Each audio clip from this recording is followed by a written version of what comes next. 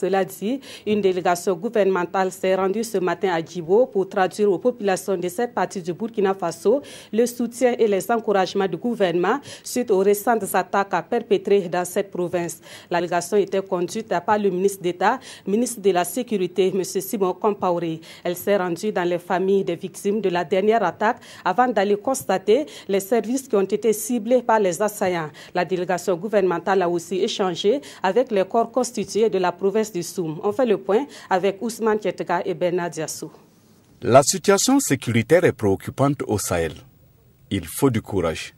C'est la mission assignée à cette délégation gouvernementale venue réconforter les populations du Soum et aussi leur témoigner la compassion du gouvernement au lendemain de l'attaque perpétrée par des hommes armés à Kourfayel.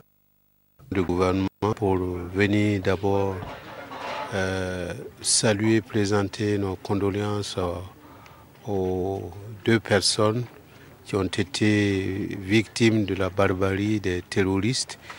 Je vais parler du directeur d'école de Kourfayel, M. Badini Salifou et M. Tamboura, qui est un parent d'élève. La mission a profité de l'occasion pour visiter l'école, le commissariat et la mairie de Tongomayel qui ont été des cibles d'attaque. Au cours de la visite, la délégation a eu des entretiens pour remonter le moral des troupes et celui des populations du Soum.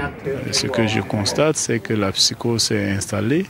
Nous sommes en train de réfléchir au niveau du ministère de l'Éducation nationale sur les propositions que nous pouvons faire à convenir avec les enseignants. Mais je crois que dans l'urgence, c'est ce qu'a aussi dit le ministre d'État, du côté de la sécurité, l'État a décidé de prendre ses responsabilités.